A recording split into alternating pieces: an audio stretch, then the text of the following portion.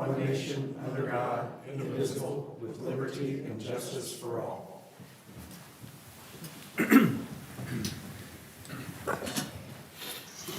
All right, good morning and welcome to the December meeting of the Clinton County Council. Hard to believe it's December already. We'll open with our regular administrative task of approving the previous month's meeting minutes. We only have one meeting from November the 12th. And I'll look to my right and ask Jeff if you've had a chance to review these. Yeah, I did, Alan. There was nothing to correct, so I'd make a motion they'd be passed as written. Second. I have a motion by Jeff and a second by Joe to approve the November 12th meeting minutes. All those in favor, raise your right hand. Motion carries 7-0. We approach the next item with a heavy heart, our regular monthly update from Community Corrections, and our first meeting that we've had the opportunity to have since the untimely passing of Brett Barton, the longtime Community Corrections Director. And I guess I just want to say, at this moment, what a loss that was for the community. And I think it's a loss that many members of the community probably don't even realize the magnitude of the loss, because so much of what Brett did was under the radar. But I think of a couple of things. One, from a council perspective, from a budget perspective, the benefit that he brought to county finances is enormous. It was worth millions and millions and millions of dollars with the work that he did in coordinating his budget with the State Department of Corrections and operating such a tight ship. So much of his financing was based on a scoring methodology that the state uses, that if you score higher, you get more money. And Brett always maxed that out, which brought the maximum amount of resources to our community to use. But I think what I really think about and what I really remember the most about Brett was the respect with which he served his, as he called them, clients.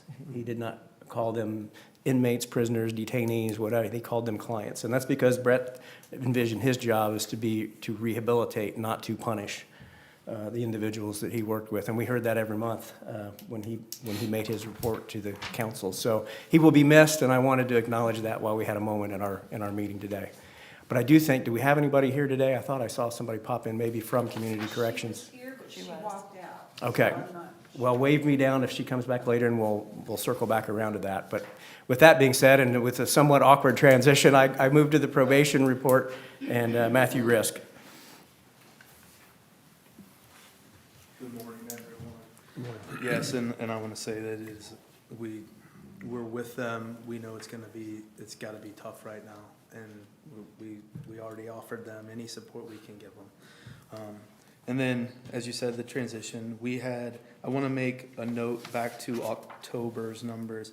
At that time, we just had a clerical mistake. So there was, let me see, we had a young man who was in detention for 2 days. So instead of, I can't remember what it was, but we're up to 519 for October. So your report should show that amended. And then November, we had $1,200, and we had one was when I saw you that day, that our last meeting, he was in there, and it carried over into November. And then let's see what else we had. When we had another, and then another young man actually got picked up in another county, and so those two combined was a little bit of a pricier month for us at $1,200. Yeah. But that's all I have for you. Okay, I appreciate that update. Any questions for Matthew before we dismiss him? No. All right. 1,200 in November. For November? Yeah. For November, okay. And October went up since I This saw. confused me. Sorry, there was a number in here and it didn't make sense. Okay. Okay, thank you, Matthew. Thank you. Okay, we'll move on to the new business portion of the agenda, beginning with the recorder's affidavit for perpetuation fund budget. So we have Kylie Mitchell with us today.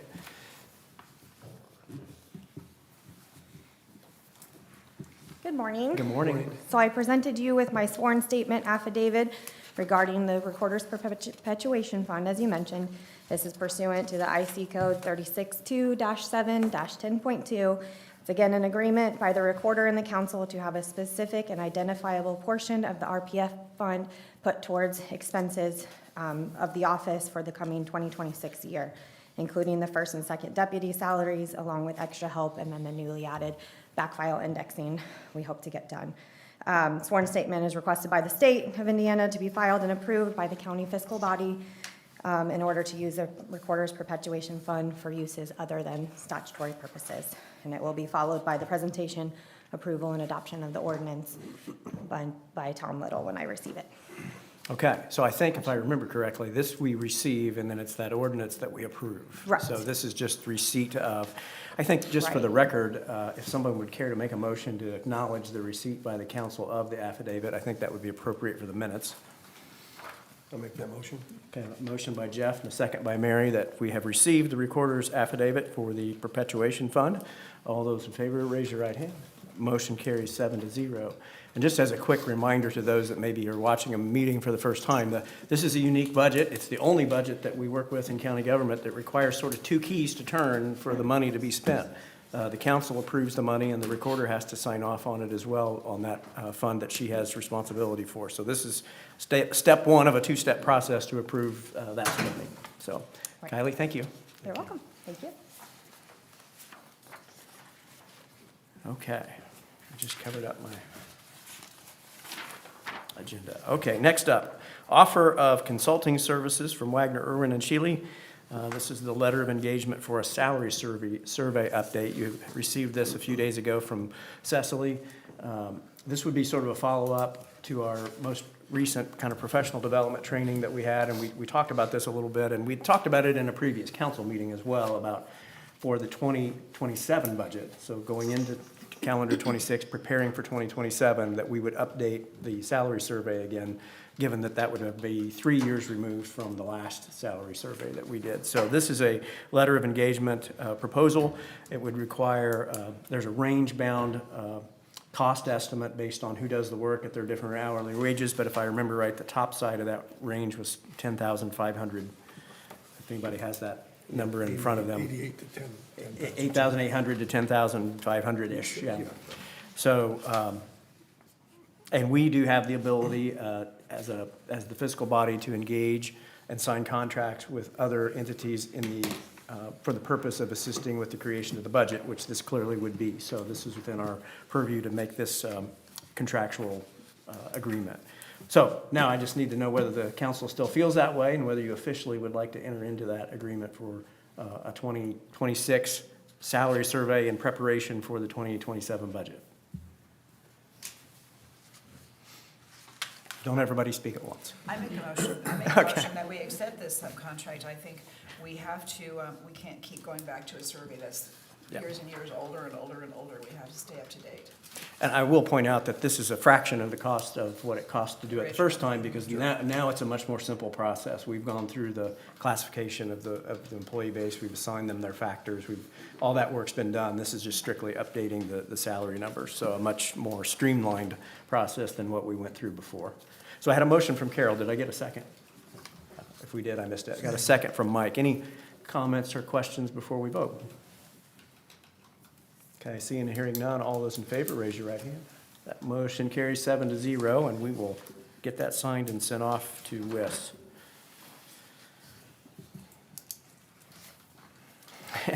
Next up, the amendment of the salary ordinance for 2025. We've done this, it feels like 10 times this year, but we've made little mini adjustments all the way through the year, and we have the last couple that we need to amend into the final 2025 ordinance for the last couple of pay periods here. And you had that in your packet, and I believe the two items were the adjustment to the salaries in the extension office, front office staff, and then if you'll recall, we made an adjustment to the health administrator salary. And so those are now reflected in the salary ordinance. So unless you have any, those are both historical things that we've talked about. Unless anyone has any need to clarify or question, we just need to simply catch up with an official approval here of the salary ordinance. So I would entertain a motion to approve unless anyone has further need to discuss.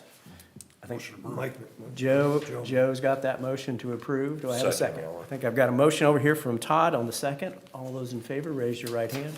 Motion carries 7-0.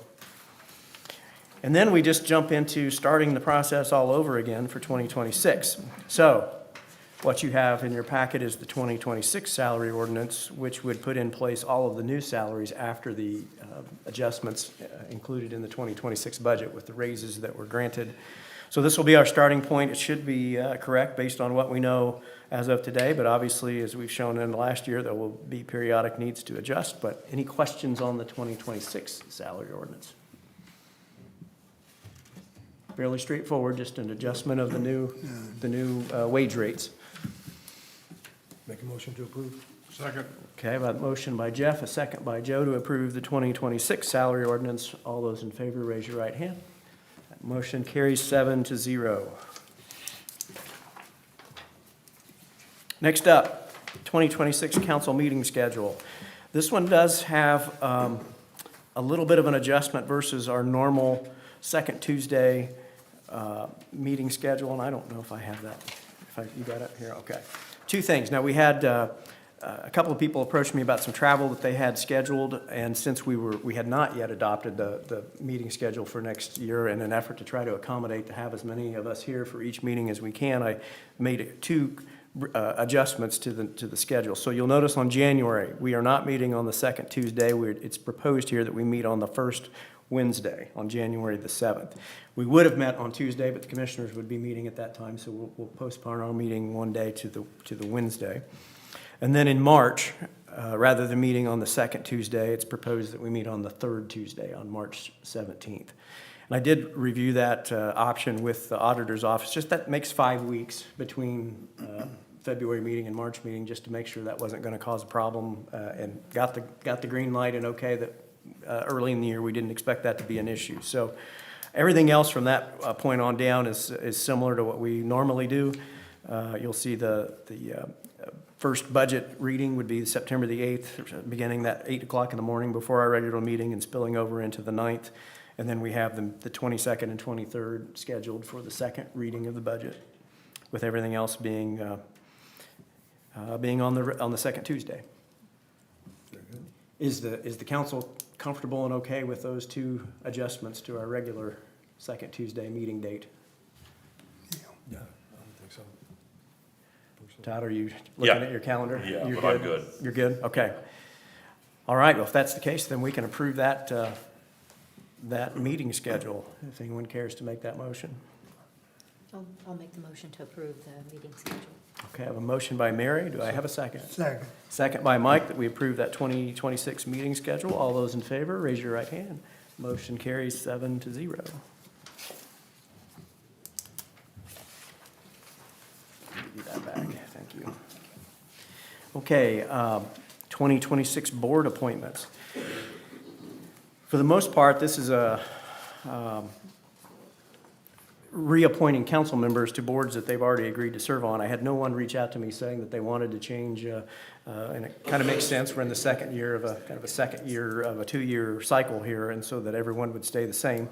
The only thing that I caught, Janet, if you would make the change, is that the Partners in Progress Board has changed. You'll remember last year we had that reorganization, and I'm the second PIP representative from the council, and Mark Hodges is not any longer. So if you'll make that adjustment, I think that's just a paperwork thing we need to catch up on our list. What was that again? Partners in Progress, the PIP board. It's Todd and I. We had that reorganization there sometime around March or April of last year.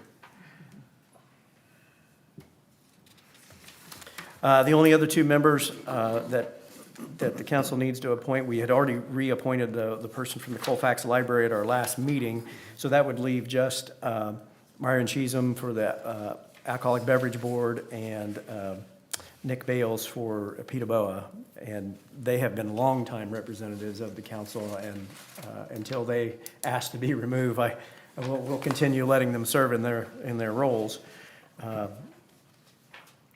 But with that being said, we have a slate here. They're all highlighted. That, I guess quickly to review, that's Todd and Alan on PIP, Jim Need, Mark Hodges and Alan on Redevelopment Commission, Jeff Chenoweth on Solid Waste, Britt's representing, well, the auditor and the council, and what is that there? Well, that's solid waste as well. Myron on the Alcoholic Beverage Board, Nick on PETA-BOA, and Joe Mink representing the council on the Americans with Disabilities Act Board. Unless anybody would like to change their position, I'd entertain a motion to approve that slate. Okay, I have Joe has made that motion. Second. Second by Jeff to approve that slate of council appointments. All those in favor, raise your right hand. Motion carries 7-0.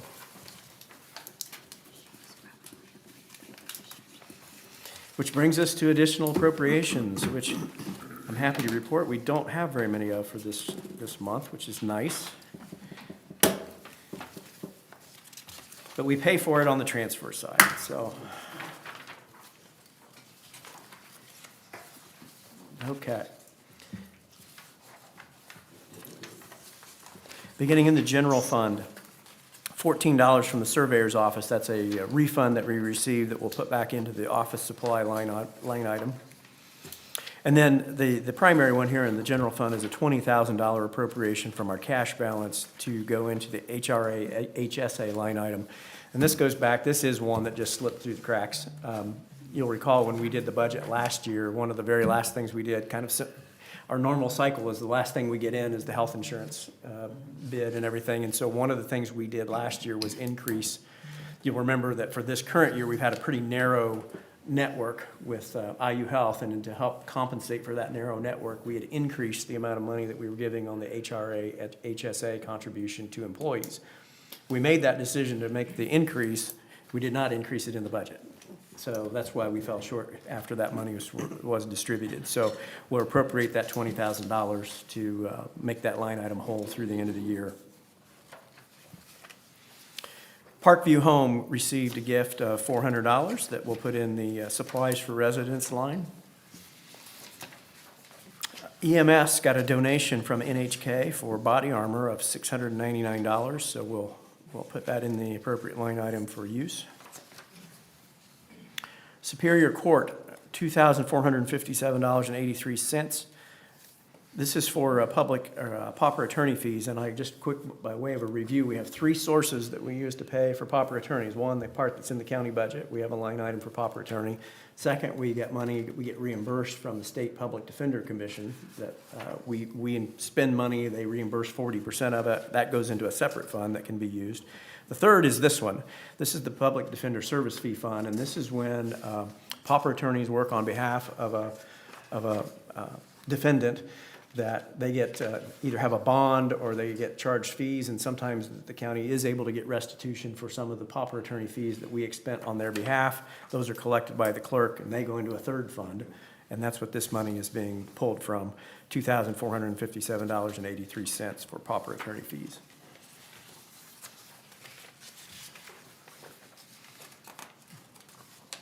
Adult probation, $200 from Trex, property or state income tax refund receipt.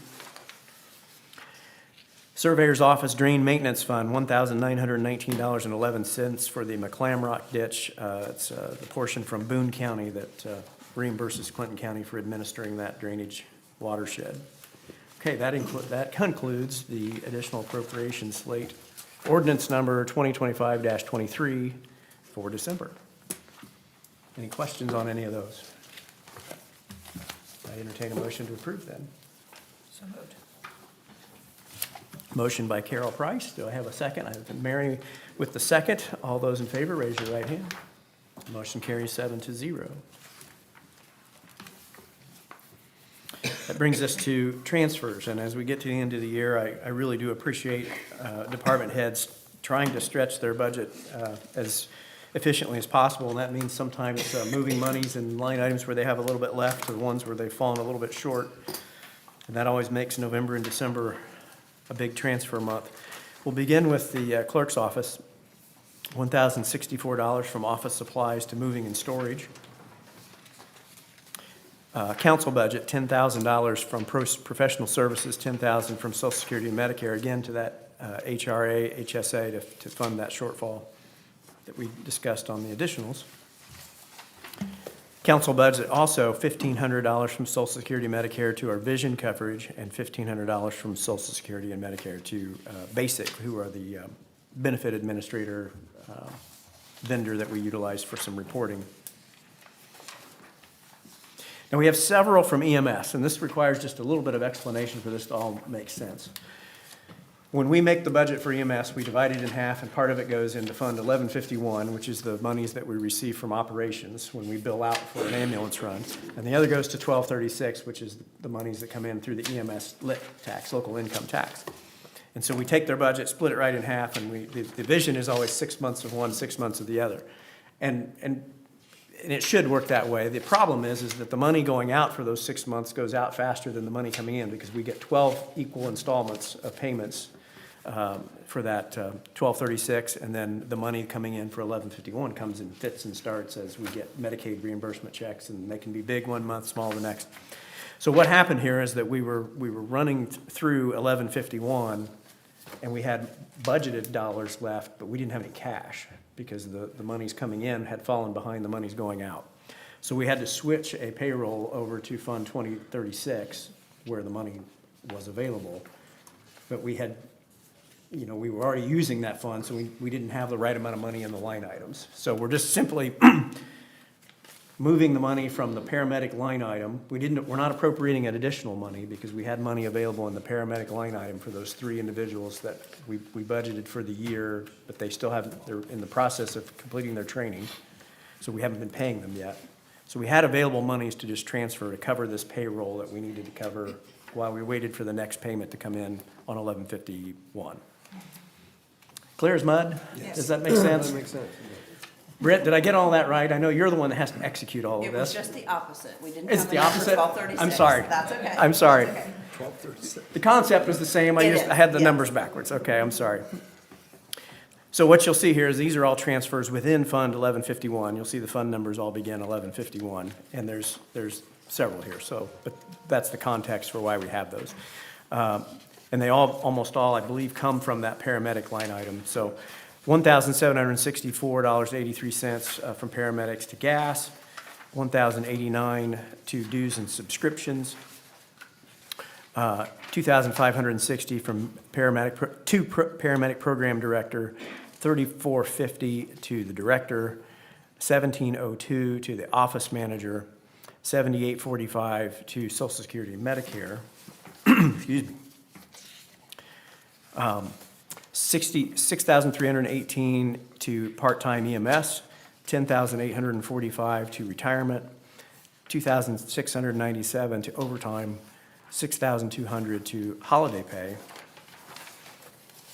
$7,300 to paramedic supervisor, $1,566 to paramedic supervisor. I'm sorry, those were from different items. Those were from, I can't read what that first one says. One was from dental and the other was from retention pay. But now we go back to paramedics. $2,820 to group insurance, $710 to vision, $9,388 to Social Security and Medicare, $4,337 to part-time EMS, $17,299 to retirement, $4,035 to overtime. And then that, Yeah, and then the new one, yeah, that one did I miss one? Oh, no, it was this one, yeah. Okay, and then this one from cot maintenance, $3,000 to gas and lube, $1,250 from vent monitoring maintenance to gas and lube, $6,000 from medical reimbursement to gas and lube, and $1,245 from dues and subscriptions to gas and lube. So basically, we took a whole month's worth of stuff out of one budget, and we just moved it to the other. That's what we just did there. Recorder's Office Records Perpetuation Fund, $400 from booking binding to longevity. From the statewide 911 fund, $1,500 from training to overtime. From the Assessor's Reassessment Fund, $1,200 from consultant services to Social Security. Also from reassessment, $400 from consultant services to retirement. from EMS, this is from Fund 1236, $1,080 from paramedics to EMS gas and lube. I think that's $925.88 from group insurance to dental. And in Wildcat Solid Waste District, $160 from controller bond to dental, $3,000 from machinery and equipment to building equipment repair and maintenance. And last but not least, from CASA, $32 from postage to supplies, $212 from seminars to supplies, and $500 from mileage to supplies from Judge Moeller. And that is your slate of transfers for the regular December meeting. We'll have potentially a few to clean up the year on that last few days of the year, but that gets us very close. Any questions on any of those? I have a motion to approve. Motion to approve. A motion by Jeff. Do I have a second? Yeah. Second by Joe. All those in favor, raise your right hand. Motion carries 7-0. You have in your packet the financial report and budget status report as provided by the auditor. As always, I'd like to have a motion to show in the minutes that we've received that from the auditor so we can show that to the State Board of Accounts. I think I had Mike with the motion. I'll have Carol then with the second. All those in favor, raise your right hand. Motion carries 7-0. Should there be two there? That gets us to our monthly reports, starting with council reports. Does anybody on the council have anything they'd like to update the full board on? Nothing this month? Okay, great.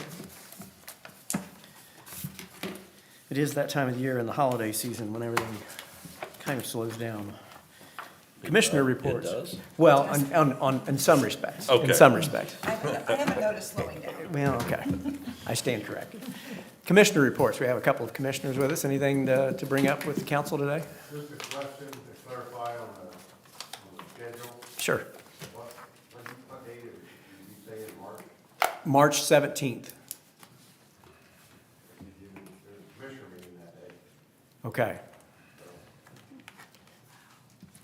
Let's talk about that real quick. Do you want to move to that Wednesday again? Because let's change it now before, if we know. March 17th is a Tuesday. I know, and so Oh, the so commissioners we are set meeting go to that. Wednesday. We could either do Tuesday at 1 PM or we could do Wednesday at 9 AM is what I guess I would throw out. Right, sorry. Would you rather be on regular morning schedule or move to that afternoon? Thank you, Kevin, for bringing that up. Anybody have any preference?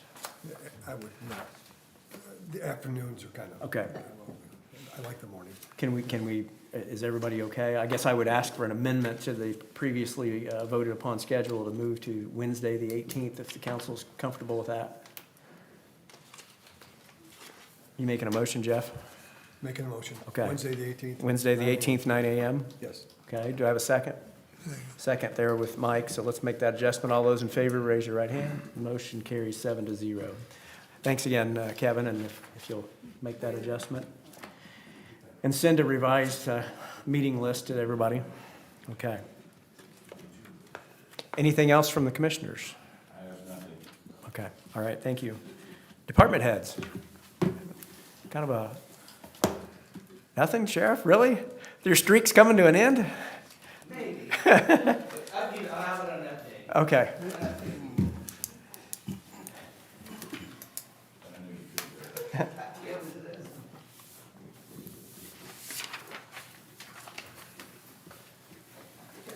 Sheriff Kelly.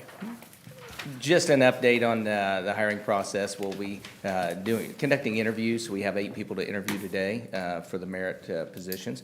And really, that's it, kind of closing out the year. And, and I've sent an email with answering some questions that everybody has about, the inmate that we have to take care of. And if we have any further questions, just let me know. We can have more conversation about it. I want to let you know, Sheriff, you sent that email to me yesterday, and I didn't forward it to everybody until this morning, so I don't know if everybody's seen it. I know Mary has, because she, have you? Okay, so there may be a little lag there as they Okay. get caught up on all of No your worries. information. I'll make a group and I'll make sure you guys get that. And I understand everybody gets busy, but that's really all I have. Okay, all right. Thank you. Thank you, Sheriff. Anybody else? Well, that is outstanding. Yeah, look at Bert's checking his watch for record timing there. All right, does anybody at all have any need for time with the council today? All right, seeing and hearing none, I think we can call the meeting adjourned. Record time. Thank you, everybody. We have another meeting.